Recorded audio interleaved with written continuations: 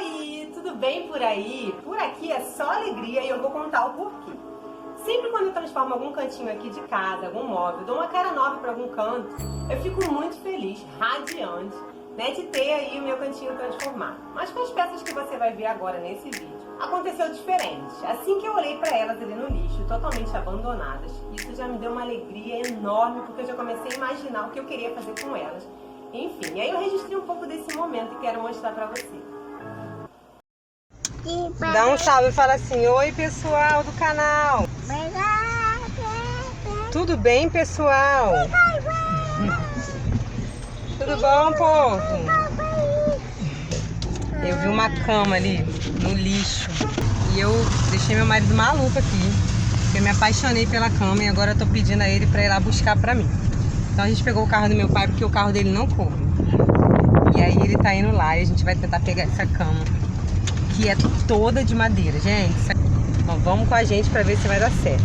Amor, dá um alô pro pessoal do canal. Alô, galera, tudo bom? Olha a cama ali, gente, no lixo. Estão vendo?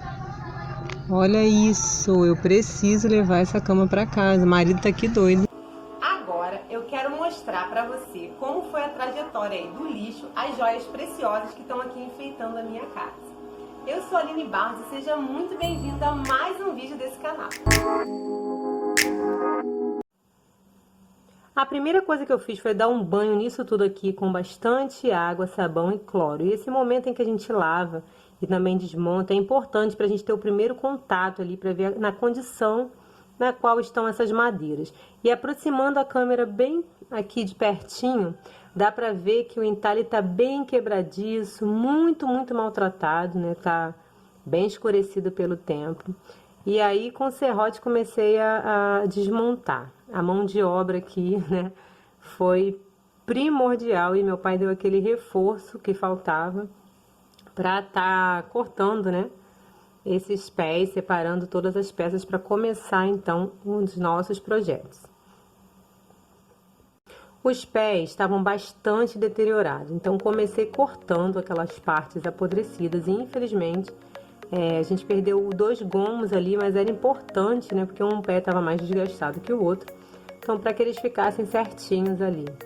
E não é legal fazer com a serra tico-tico esse corte, né? O serrote, ele deixa o corte bem mais reto, bem mais certinho. E o ideal realmente é cortar esses pés com serrote, né? Então depois de cortado, eles estavam ali no mesmo tamanho e eu segui o padrão de uma mesa de 75 centímetros de altura, que é um tamanho confortável para mim aqui. Os cortes de cima, né, que eu fiz na altura, eu fiz com a tico-tico, mas já vou dizendo que não foi legal. Me deu aí alguns prejuízos, depois eu vou contar para vocês.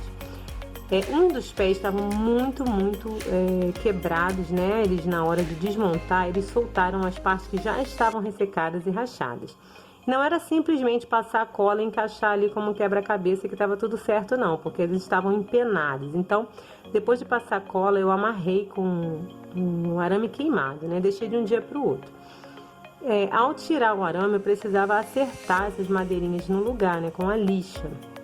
Mas o resultado ele foi muito bom, muito satisfatório. E eu consegui ali fazer uma ótima restauração desses pedaços aí. Aproveitei também para tampar um pouco desses buracos com a madeira que eu tirei do próprio travessão ali e com sarrafinhos também que eu tinha por aqui. Olha que perfeição que ficou ali a restauração com a cola. A gente percebe só uma linha mesmo, né? No lugar em que quebraram ali os pedaços de madeira que foram colados. Depois da lixa ficou bem lisinho e eu gostei muito assim desse resultado, né? Dessa restauração do pé. Eu usei a minha lixa, assim, com a lixa bem grossa mesmo, para estar tratando de todo esse pé, porque ele já estava muito quebradiço e muito estraçalhado, muito ressecado, muito deteriorado. Mas a gente sabe que um talhe de madeira, quando a gente lixa dessa forma, a gente pode estar tirando o desenho. Então, não é correto fazer isso se essa madeira tivesse um pouco mais preservada. O ideal seria fazer manualmente, ali com cuidado, para não tirar o desenho, né? Tava muito rachadinho nas quinas ali dos desenhos, eles estavam muito já quebrados. Então, por esse motivo, eu fiz esse tipo de lixa agressiva aí que vocês estão vendo no vídeo. A minha ideia inicial é essa daqui, ó. Usar as peças da cama para fazer toda a parte da frente do meu aparador. E na parte de trás eu quero colocar essas madeiras aqui. Já cortei no mesmo tamanho do pé. E esse travessão aqui também é do mesmo tamanho daquele travessão ali da frente. Dica bacana pra gente estar tirando essas ferragens das madeiras, né? Às vezes a gente quer usar uma madeira que tá com alguma ferragem emperrada. E aí eu tirei essa daqui facilmente depois de usar um desengripante, que são esses produtos anti-ferrugem. Então, depois de um jatinho desse, eu consegui tirar facilmente esse parafuso que estava muito enferrujado. Comprei parafusos gigantes, ó, com 9 centímetros. Na verdade, o ideal seria que eles tivessem 10 centímetros. Mas eu acho que 9 centímetros é um bom tamanho aqui, ó. Já comecei aqui a montagem e é preciso ter bastante atenção, porque a madeira é dura. Os parafusos são longos, então se a gente não tem cuidado, ele fica espanado, ó, porque é um parafuso caro e esse parafuso aqui já tá perdido, né? Então, o que eu tô fazendo? Eu tô usando aqui, tô trabalhando com 3 ferramentas. Coloquei uma broca maior, quase do calibre do parafuso, ó. E aí eu venho com essa broca aqui, que é bem grandona, que é do tamanho da cabeça do parafuso, fazendo aqui um rebaixo para o parafuso ficar aqui dentro. Esse furo aqui já tinha nele, ele é bem grande, então não vou precisar fazer nada. E aí, com a outra parafusadeira, eu venho apertando os parafusos. Então, eu já vou adiantando aqui, colando e parafusando, mas a frente basicamente já tá pronta. E é essa daqui. Observem que a parte em que eu tô parafusando é o que sobrou do pé, então eu usei para fazer esse travessão. Além dos sarrafinhos de madeira que eu cortei para colocar dentro dos buracos, eu usei também o biscuit. Mas o biscuit é uma massa meio borrachuda, né? Ela parece um chiclete, então ela encolhe um pouco quando seca, enfim. Finalizei com a massinha de parede, né? Essa massa de parede, porque ela seca mais rápido, então ela tem para esse caso em que eu vou pintar, ela teve um resultado melhor do que a minha massinha branca, porque ela preenche mais rápido, né, e ela é mais resistente. Para pintar a minha peça de madeira, eu fiz uma chalk paint caseira, que é a tinta de parede, coloquei um pouquinho de cola, e o engrossante que eu usei não foi o gesso, foi o amido de milho, porque eu queria uma finalização mais fininha. Então ele me dá essa textura que eu preciso. A Chalk Paint é uma tinta que pode surpreender muito, dependendo da forma como a gente usa. E nesse caso aqui, foi uma delícia. Observa como a gente, só uma passada de pincel, já consegue cobrir toda a superfície de madeira. Dei uma lixadinha só nas quinas para envelhecer e na parte de travessão de cima eu lixei um pouco mais. Eu queria que aparecesse essa madeira que estava aqui embaixo, né? E para fazer o tampo de cima do meu aparador, eu estou usando aqui um material bem conhecido no canal, que é o fundo do meu gabinete da cozinha e também o tampo de um dos móveis que eu fiz aqui no canal. Depois foi só medir direitinho, né, o tamanho que eu queria ali e cortar com a serra tico-tico. Esse tampo eu usava no meu ateliê, era onde eu apoiava a minha máquina de costura. Então eu tirei ali o tecido, ele estava bem preservado, não deu muito trabalho para estar fazendo a finalização desse tampo. Ele era pequeno, né? Não dava para cobrir todo o meu aparador. Então eu usei dois pedacinhos de madeira de pinos que faltava do meu tampo, né? Para estar completando ali as laterais. Mas ficou bom, ficou um resultado final muito bom. O segundo tampo, que é o tampo de baixo, é mais uma vez aquela tábua que eu tiro de dentro do concreto ali da obra. Então eu coloquei uma máscara, dei uma lixada boa antes de lavar essa tábua. Eu resolvi testar um corante caseiro ali, né? Um betume caseiro feito com pó solúvel de café, né? Café solúvel e o álcool. Gente, fica uma borrachinha, assim, uma graxa muito sinistra, sabe? E observem que a cor, ela não foi, assim, muito escura. Eu não gostei, sabe? Achei que ficou claro demais, mas mesmo assim eu quis tá fazendo esse teste aí pra ver no que ia dar. Na tábua de pinos da obra, eu achei que ficou legal. Ficou um pouquinho manchado, né? Um erro ali que eu não deveria ter feito era usar essa massinha acrílica, porque ela não é como a minha outra massa branca, que adere totalmente, né, o betume. Mas depois que eu passo a cera caseira, né, e eu tô passando a minha cerinha caseira, olha o resultado maravilhoso que deu. Então aí nessa tábua da obra eu não usei o betume em cera da Judéia. Já no tampo de cima, eu achei que valeria mais a pena usar o betume, né, em cera já preparadinho, porque ficou um pouquinho manchado, né, não ficou na cor que eu queria. Então, para não ter erro, eu apostei mais uma vez aí no betume da Judéia, né, que é um produto que já vem pronto. E para finalizar o móvel na parte pintada, eu usei mais uma vez a minha cerinha caseira. Quando a gente passa a cera, ela escurece um pouquinho da tinta, mas depois essa cera dá uma clareada à medida que ela vai secando, né? E depois de passar o pano seco, aí sim fica tudo maravilhoso. Mas mesmo assim eu prometo fazer uma resenha dessa cerinha e dizer o que eu achei. Junto com a minha cama ali do lixo, eu achei também um par de janelas. E aí eu fiquei muito feliz porque eu queria muito fazer janelas decorativas, né?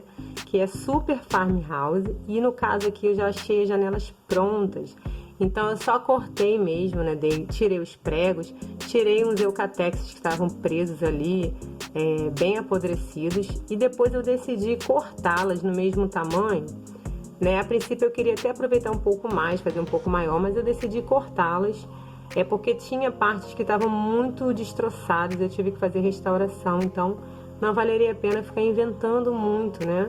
Então eu decidi cortar ali quadradinho, pintar, de forma assim bem simples, né? E usei a mesma tinta que eu usei para fazer a pintura do aparador. Então eu pintei porque como eu precisava restaurar, eu não ia poder deixar essa madeira totalmente crua. Observem que bem ali no meiozinho dela eu precisei reconstituir, tinha um buraco muito grande na madeira, né? Então eu precisei usar o biscuit para modelar e nesse caso o biscuit foi perfeito. Olha ali, ali onde eu tô passando o pincel nesse momento, tinha um buraco gigantesco, então eu redesenhei ali com o biscuit.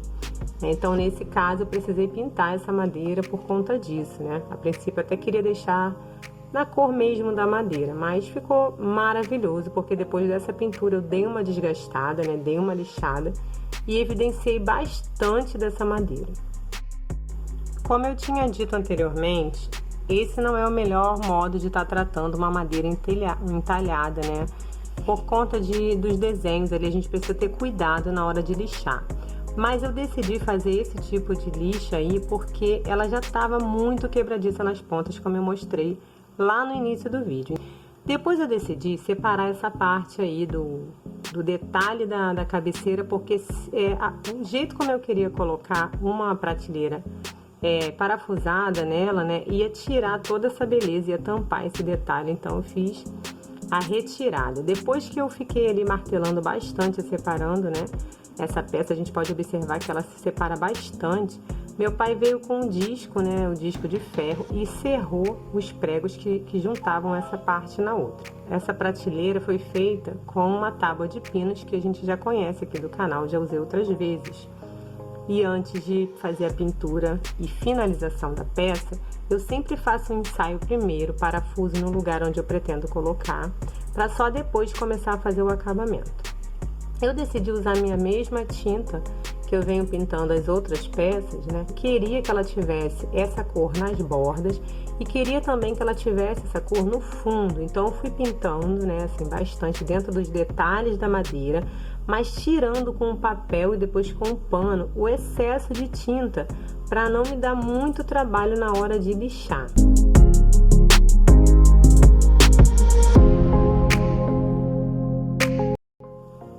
Com a lixa manual, eu venho fazendo bastante força para tirar toda essa tinta da superfície. Então, é uma tinta que eu quero que tenha só mesmo no relevo, ali no fundo do relevo.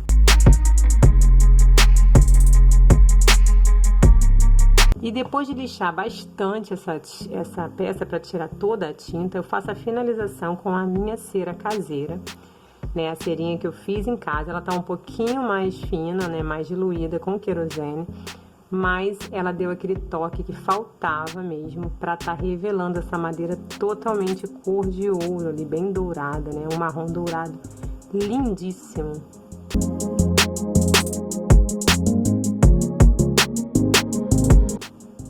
E para nossa prateleirinha aqui da frente da minha cabeceira, eu tô passando mais uma vez o betume da Judéia para que tudo tenha o mesmo tom, tenha a mesma cor ali, né?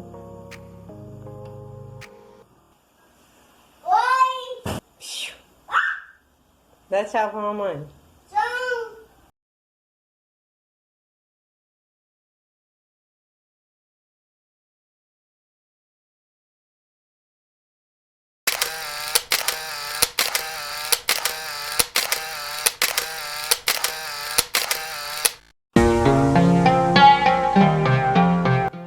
coloquei as peças aqui para mostrar para vocês. É claro que eu não poderia fazer uma transformação como essa e não mostrar.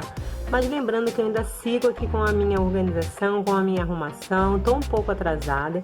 E assim que eu finalizar, é claro que eu volto aqui para mostrar tudo para você.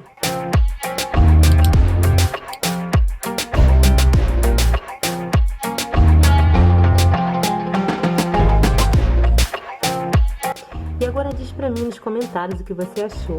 Eu adoro ler e responder os comentários de vocês.